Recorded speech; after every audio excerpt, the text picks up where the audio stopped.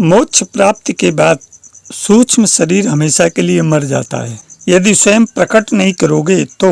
हाँ, जब तक कोई भी शरीर साथ है तो अनुभव करता है, तभी तो वह शरीर धारण करता है, परंतु शरीर शरीर में भेद नहीं करता जीव। जैसे एक ड्राइवर कोई भी गाड़ी चला सकता है क्योंकि गाड़ी चलाना उसका काम है। मोक्ष प्राप्ति के बाद जीव लौटकर क्यों नहीं आता, इसे समझिए। मोक्ष का मतलब है अपने को पूरी तरह आजाद करना। वह आजाद तभी करेगा जब वह हर चीज से परिचित व उब जाएगा, वह धोखे का पता चल जाएगा, खतरा भाप लेगा, क्योंकि वह जीवित जीव है हर अवस्था में। जैसे दूध का जला छाछ फूंक मार कर पीता है। अर्थात मान लो आपके घर में कूलर रखा है और उसमें करंट गया है फाल्ट से और आपका हाथ अनजाने में लग गया, पता न होने के कारण। मिस्त्री उपलब्ध नहीं है आसपास, आप क्या करेंगे? कूलर के आसपास भी नहीं जाएंगे, भूल से भी बच के दूर ही रहेंगे। इसी प्रकार मोक्ष को प्राप्त जीव होता है। अच्छी तरह विश्वास होने पर ही मोक्ष की प्राप्ति होती है, ऐसे नहीं। इसके लिए सूक्ष्म व स्थूल शरीर को जानना पड़ता है, अर्थात फाल्ट को। मोक्ष के बीच में स्थूल और सूक्ष्म शरीर है, उसकी अच्छी तरीके से जांच पड़ताल आवश्यक है। फिर ब्रह्म को, मन, माया, तीन गुणों को।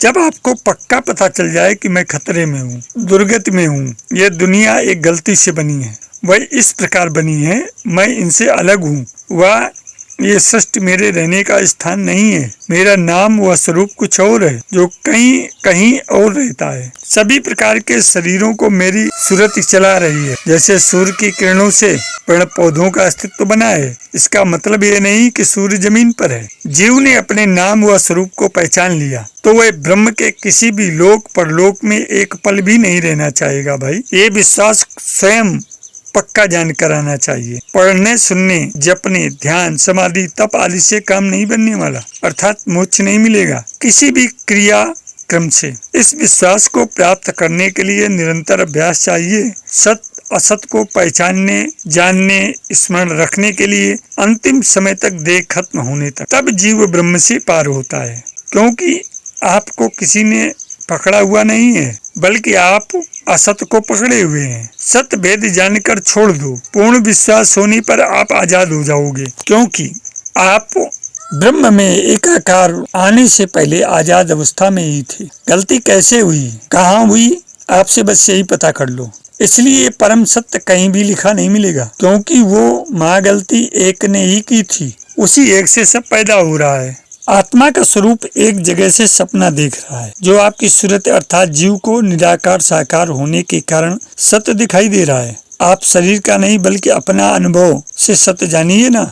जैसे ये सत्य विचार करके आपका अनुभव बदल जाएगा। यही शरीर का अनुभव नहीं आपका हो, शरीर केवल माध्यम होता है आपके अनुभव जानने के लिए। इसी प्रकार सूरत ध्यान कीजिए, सूरत को पहचान कर, वरना वह शरीर की इंद्रियों का ध्यान होगा। यही सबसे बड़ा भ्रम बना है जीव के लिए। पूर्ण गुरु को सतगुरु इसलिए कहते हैं क्योंकि वह आपको अपना ही पूर्ण भेद बता समझा देता है, अर्थात आत्मा का भेद। मैं आत्मा हूँ ऐसा मान लेने से काम नहीं चलेगा। अधूरे गुरु ऐसा कहते हैं, आत्मा ऐसी है वैसी है आदि। ये सिर्फ आत्मा के नाम पर ढोंग पाखंड करना है। इस प्रकार तो आप आत्मा के गुण गिना रहे हैं, जबकि आत्मा गुण अवगुण साकार निराकार से परे है, अर्थात ये सब है नहीं, वो आपका आत्म स्वरूप है, साक्षात है। इसका सबूत आप स्वयं हो यहाँ, इसलिए आप अजर अमर अविनाशी हो। ये आपका भेद है जो किसी पूर्ण आत्मवेदी सदगुरु से आपको पूछना होगा। फिर वह गुरु आपकी वस्तु अर्थात वेद आपको बता देगा, क्योंकि वो आपके पास ही है। शुरुआत की भूल अब तक आपको याद नहीं आ रही, दिक्कत ये है, इसलिए आप सुधर नहीं पा रहे। गुरु आपको वह भूल याद दिलाता है, तब जाकर आपका स्वरूप व नाम का पता चलेगा। एकदम से वह सत्य आपके सामने आ जाएगा, यानी पल में। फिर आपकी प्यास पूरी तरह से बुझ जाएगी और आप उसी परम आनंद से जुड़ जाओगे जो निरंतर रहता है स्थिर रहते हुए। फिर जीव मोक्ष की प्राप्ति कर सकता है, वरना कभी नहीं। आधा भेद भी आपको इसलिए बताया गया है ताकि आप इसे अपनी बुद्धि व विवेक से अहंकार त्याग कर गुरु से पूछकर अपना पूर्ण विवेक जगा लो, वह विश्वास बन जाए। यदि आपने सत्य पर विचार कर लिया तो आपको सत्य प्राप्त करने में कोई भी नहीं रोक सकता। बस आपका इरादा अटल होना चाहिए। जितनी आपको क्योंकि कच्चे घड़े में कभी पानी नहीं डाला जाता, वह टूट जाएगा।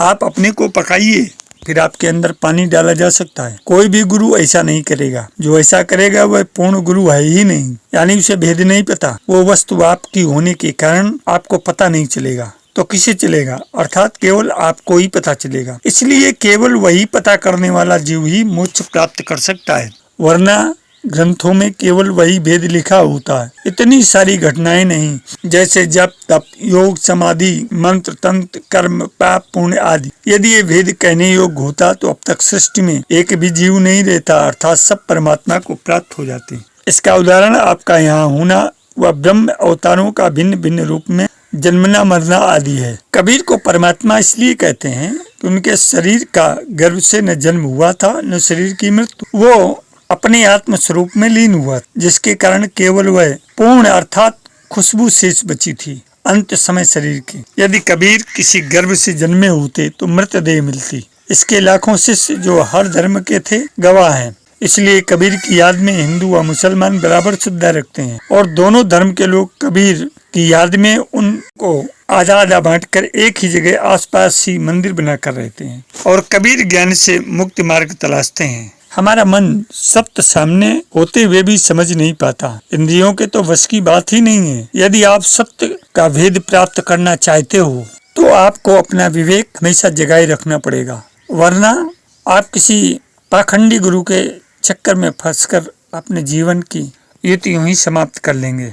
इसी को अगर हम दूसरे शब्दों में कहें, भौतिक अर्थात स्थूल शरीर की मृत्यु का अर्थ सूक्ष्म शरीर और स्थूल शरीर के बीच बहने वाला प्राण। प्राण जब शांत हो जाता है तब सूक्ष्म शरीर और स्थूल शरीर अलग अलग हो जाता है। इस सूक्ष्म शरीर में कर्म सामर्थ्य नहीं रहती, अब उसके पास आनंद, ज्ञान और इच्छा शक्ति रह जाती है, जिसके बल पर वह दूसरा और शरीर ग्रहण करता है। जब कोई साधक स्थूल शरीर से विलग होकर भी साधनारत रहता है, तब साधना के चलते इच्छा समन करके सूक्ष्म शरीर के पुनः मनोमय कोश का त्याग करता है। यह भी एक प्रकार की मृत्यु ही होती है और कारण शरीर आनंद एवं ज्ञान के साथ देव स्तरीय स्वर्गीय आयाम में पहुंच जाता है तथा वहां से भी लौटकर पुनः शरीर धारण कर लेता है। कुछ उच्च स्तरीय साधक वहां भी अपनी साधना को संचालित करते हुए जब विज्ञान में कोश को तोड़कर एक बार पुनः देह अवसान प्राप्त करते हैं, तब वो विज्ञान से परे आनंदमय कोश के साथ सामीप्य मुक्त के मार्ग की ओर अग्रसर होते हैं। इसके बाद भी यदि साधना सुचारू रूप से चलती रहे तब आनंदमय कोश के साथ सारूप्य मुक्त की ओर बढ़ जाते हैं और वहां से भी लौट कर आना पड़ सकता है। अगर आनंद से परे भी साधना चलती रही और आनंदमय कोश के समन के बाद जो आत्म तत्व बचता है वही प्रभु मिलन का अधिकारी होकर मोक्ष को प्राप्त होता है और आवागमन से मुक्त होता है। इसी को कहते हैं बड़ी कठिन है डगर पनघट की। इस संसार में संभवतः प्रतिदिन 500 मिलियन लोग प्रतिदिन ध्यान करते हैं, किंतु प्रश्न यह है कि बेहतर परिणाम देने के लिए ध्यान का अभ्यास कितना प्रभावी है और क्या इसे बेहतर तरीके से किया जा सकता है। अधिक से अधिक लोग अपने सवालों का जवाब भीतर तलाश रहे हैं, एक ऐसी यात्रा पर जाने के लिए जो आत्मा की तरह अमूर्त है। एक विश्वसनीय मार्गदर्शक की आवश्यकता होती है, ऐसा मार्गदर्शक जिसने स्वयं यह यात्रा की हो। एक शक्तिशाली आंतरिक शांति पाने के लिए आपको बहुमूल्य अंतर्दृष्टि और ध्यान का अभ्यास करना होगा, जो आपको अपने मन पर नियंत्रण करने और आप स्वयं के ध्यान अभ्यास के निर्माण में एक कदम और आगे ले जाएगा। तो आए ध्यान के इस अभ्यास को अपने आत्म स्वरूप में स्थित करने के लिए आज ही प्रारंभ करें। ध्यान के लिए ऐसा समय और स्थान चुनें जिसमें आपको कोई परेशान न कर सके। सूर्योदय और सूर्यास्त का समय इसके लिए आदर्श है। सीधे बैठें, रीढ़ की हड्डी को सीधी रखें, अपने कंधे और गर्दन को आरामदायक स्थिति में रखें और पूरी प्रक्रिया के दौरान आंखें बंद करके रखें। अगर शाम के समय में ध्यान करने वाले हैं तो सुनिश्चित करें कि कम से कम 3 घंटे से कुछ न खाया हो। ध्यान से पहले सूक्ष्म क्रियाएं कर लेनी चाहिए, इससे शरीर की जड़ता और बेचैनी दूर होती है और शरीर हल्का महसूस होता है। ऐसे में स्थिरता के साथ ज्यादा समय बैठ सकेंगे। ध्यान से पहले अनुलोम विलोम प्राणायाम कर लेना अच्छा होता है, इससे सांस की लय स्थिर हो जाती है और मन आसानी से ध्यान में चला जाता है। चेहरे पर सौम्य मुस्कान बनाकर रखें, इससे आप आराम और शांति महसूस करेंगे। इससे आपका ध्यान का अनुभव बेहतर होगा। नए लोग निर्देशित ध्यान का सहारा ले सकते हैं। आपको सिर्फ आंखों को बंद करके आराम करना है और निर्देशों को सुनकर उनका पालन करते हुए अनुभव का आनंद लेना है। ध्यान से कब बाहर आना है, इसके लिए अलार्म का प्रयोग न करें। कुछ दिनों के अभ्यास से आप खुद ही तय समय पर ध्यान से बाहर आने लगेंगे। कभी कभार कुछ समय कम भी रह जाए तो चिंता न करें। ध्यान के बाद आंखों को धीरे धीरे खोलें। आंखों को खोलने में जल्दबाजी न करें और आंखें खोलने के बाद अपने और वातावरण के प्रति सजग होने के लिए समय लें। आदर्श स्थिति यह है कि सुबह और शाम दोनों वक्त 20-20 मिनट के लिए ध्यान किया जाए, लेकिन अगर इतना समय नहीं है तो कम समय के लिए भी ध्यान में बैठा जा सकता है। ध्यान में जाने से पहले सूक्ष्म क्रियाएं करें। शरीर के सभी जोड़ों को बारी बारी से रोटेट करके एक्सरसाइज कर लें। सुखासन में बैठें, गहरी सांस लें, जाने दें, 3 बार ओम का जप करें। इसके बाद अनुलोम विलोम प्राणायाम के 9 राउंड करें। इसके बाद ध्यान में उतर जाएं। इसके लिए कोई कोशिश नहीं करनी है, बस अपनी सांसों पर ध्यान लगाना है। आती जाती सांसों पर अपने मन को ले जाएं। मन में जो विचार आ रहे हैं उन्हें आने दें, रोके नहीं। विचार आएंगे और खुद चले जाएंगे। कुछ देर के लिए मन खाली होगा, फिर विचार आएंगे और चले जाएंगे। 20 मिनट के बाद जब मन करे सहजता से आंखें खोल सकते हैं। कुछ दिनों के अभ्यास से धीरे धीरे अपने आप ही विचार आने कम होने लगेंगे और ध्यान स्वतः लगने लगेगा। आप इसके अभ्यासी बनते चले जाएंगे। मेरे अध्यात्म प्रेमी जिज्ञासु मित्रों, वस्तुतः ध्यान अंतर यात्रा विज्ञान का सबसे गंभीर प्रयोग है। इस विज्ञान की अन्य सभी तकनीकें, प्रक्रियाएं एवं प्रयोग विधियां ध्यान की सहायता के लिए हैं। ध्यान हो सके, समुचित ढंग से हो सके, इसके सही और सटीक परिणाम आ सकें, इसलिए अन्य तकनीकों, प्रक्रियाओं एवं प्रयोग विधियों का उपयोग जरूरी है। ध्यान की इस रहस्यात्मक गंभीरता को बहुत कम ही लोग जानते हैं। हालांकि आजकल के जीवन में इसकी चर्चा और चलन बहुत है। देश में विदेश में इसके वैज्ञानिक प्रयोगों एवं परिणाम के बारे में भारी बहस छिड़ी है, परंतु समर्थ योगी जन ऐसी चर्चाओं पर बस मुस्कुरा कर रह जाते हैं, क्योंकि वे जानते हैं कि ये सब सतही है। ऐसी चीजें अंतर चेतना के गहन आयामों तक अपनी पहुंच नहीं रखती। योग साधक की अंतर यात्रा में इनका कोई उपयोग नहीं है। आधुनिक जगत, जिसे ध्यान का विज्ञान कहकर फूला नहीं समा था, उसके दायरे में कतिपय शारीरिक एवं मानसिक प्रक्रियाएं ही आती हैं। विज्ञान एवं वैज्ञानिकता की बातें करने वाले लोग ध्यान को महज एकाग्रता एवं तनाव दूर करने वाली तकनीक भर मानते हैं। उनके अनुसार ध्यान का परिणाम है जीवन शक्ति की अभिवृद्धि, शरीर के जैव रासायनिक घटकों में परिवर्तन, हृदय आदि अवयवों का सुदृढ़ होना, बस इतना ही। जो ध्यान की प्रक्रिया का अध्ययन मन की परतों पर करते हैं, उनका कहना है कि ध्यान मानसिक हलचलों में भारी फेरबदल करता है। इसके परिणाम रचनात्मक क्षमता एवं प्रतिभा विकास के रूप में उभरते हैं। इससे अधिक और कुछ भी है, यह बात वैज्ञानिक जगत नहीं सोच पाता। इस चिंतन चेतना के विशेषज्ञ तो योगियों एवं सिद्धों का समुदाय है। इनका कहना है कि ध्यान यथार्थ में तो अंतर यात्रा विज्ञान का प्रयोग है। ध्यान की घटना समूचे अस्तित्व में कहीं भी घटे, परंतु इसके प्रभाव एवं परिणाम संपूर्ण अंतर चेतना में व्याप्त हुए बिना नहीं रहते। इसके दायरे में शरीर और मन तो है ही,